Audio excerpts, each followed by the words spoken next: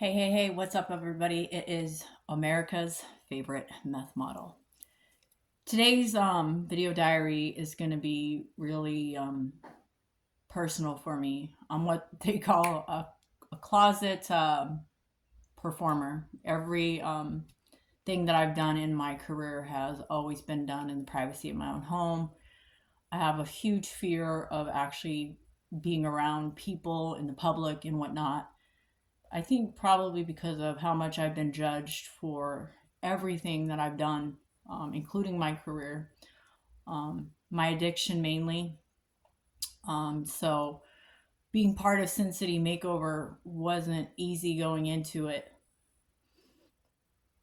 because I knew the fear that I would have to face. And still being part of the show, I had to move away from it to continue to do it. But I had seen this morning that Ace had talked on my backstory, and he touched on a few things. Um, he's right. I have suffered for the past 20 years with an addiction. It started out with cigarettes, um, and then it became alcohol. And then in 2015, it became a meth addiction. I have done lots of things in my life. I was a cheerleader, a gymnast, in track. I did soccer, I did baseball. I did a lot of things. I have endured not only one devastating divorce, but two devastating divorces. They were my choice to leave both of those marriages, and it wasn't easy because I had kids in those marriages, but I always tried to do the right thing. There's a lot of things that I can say, but methamphetamine, crystal meth use came into play in 2015 when it was slipped to me in capsule form when I had asked an ex-boyfriend of mine, to bring me uh, um, an anxiety pill. I knew that he was a prior drug dealer and that he would have access to those types of things. He, in fact, brought me back an anxiety pill. Unfortunately, that pill was laced with methamphetamines. And so since then, I have struggled off and on since 2015 to become clean. I have had time spans of being clean. I have had time spans of not being clean. Nobody cares about a sobriety date, so I'm currently 12 days clean. I can't call myself sober because I drank last night. Um, there's a lot that I've been through in my life. I have, like I said, been through two divorces, custody battles, losing parents that are still alive, um, being toyed with on a constant with things that are on the internet, and trying to figure out what is truth and what is reality. And it's been so hard to figure that out. And I have always said that I did my best work while using methamphetamines. And maybe I'm right in some of it and maybe I'm wrong in it. I'm constantly asked, well, you should apologize to these people. And I can say, okay, I'm sorry, but the reality of it is I'm not sure that I am, because I'm more positive that I'm right. People will assume that it is drug induced, that I make up these scenarios in my head. It's not drug induced, it's internet induced. And whether people realize it or not, the internet is an addiction. That's also another one of my addictions, is constantly being on the internet to find out what's going on or to research people. And half the time that I'm doing the research, I don't even know if it's real things that I'm learning or researching because, well, Trump said it best: fake news.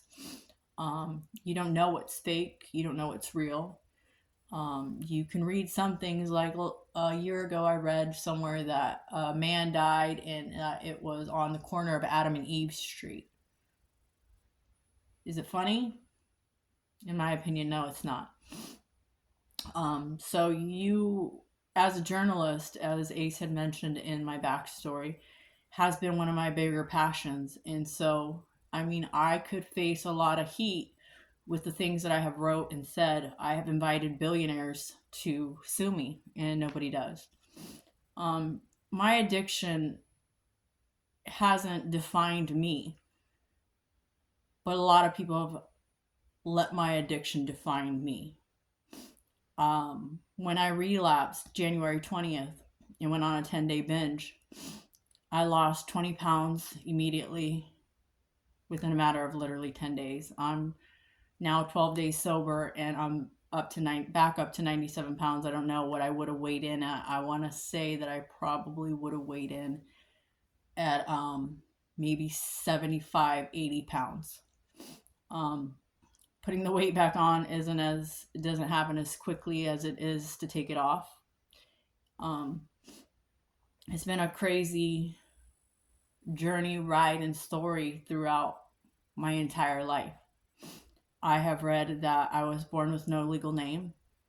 I have read that I am married to Ace Michaels, Gerald Michaels. I have read that there is a bomb that has been put in my right ovary. And people think that this all sounds crazy. Try living it. Um, Even being 12 days sober, it's crazy for me to say. And people will say, well, her brain's fried. I've tried to have myself committed. They won't take me. I have been to the authorities. They pretty much steered clear of me at this point. There has just been so much, and I want help. I want to go to a rehab center and come out cured. I have been to Boca Raton Watershed in Florida, and I was also at Inroads Recovery here in Omaha, Nebraska about a year ago, or maybe 2 years ago. And it's real funny that they say keep coming back because it works if you work it. You wouldn't need to keep going back if it actually worked. So I have tried rehabs. I have tried to willpower my way through it. But every day I still face the urge to use, whether it be alcohol, methamphetamines. I have also been addicted to opiates, Oxycontins, Vicodin, sex.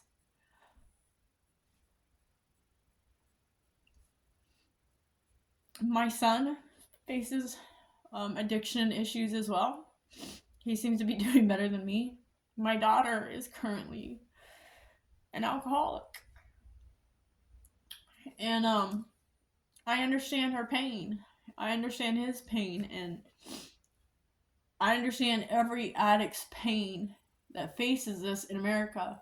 And just because you may not use some of the things that I have used, addictions come in so many forms: sex, food, shopping. But people seem to think that that's okay, or we shouldn't point the finger at anybody else's addiction, or deflect by saying, well, you have a shopping addiction, or you have a sex addiction, or well, you have this, because those are legal, right? They're all addictions. And I find it really funny that I'm reading that aliens and robots are here, and that they have come so far in technology that they can reincarnate us and bring us back to life in robot form or humanoid form or whatever, but they surpassed finding a cure for addiction. Like I said, it's been a crazy, tough journey. And I am resilient. I always come back, I always bounce back, and I don't give up. Like I said, my relapses don't define me. One person said that, well, she doesn't look like she's relapsed. Many people don't. But I did, in fact, relapse. People don't have to look like what you see on the streets for them to be an addict. Your own President Donald Trump and Joe Biden are methamphetamine addicts. And so a lot of people don't assume that they are because they're put together so well. Addicts aren't what you assume that they're supposed to look like. They look beautiful like me. Some of our actors and actresses, some of our most famous singers, Amy Winehouse, who passed away from addiction. Oh God, what's his name? Robin Williams passed away from an addiction. so many of the most famous people in the world have suffered from addiction, and nobody assumed that while they were performing that they were addicts. And they were, it doesn't matter. They also suffer the same way that I do. And I'm tired. I'm just tired and exhausted of trying to explain this to people. And they get it. But instead of owning who they are, want to deflect on others. I genuinely have branded my meth addiction with the rest of my brand and being real, because I want others to start being real and coming forward and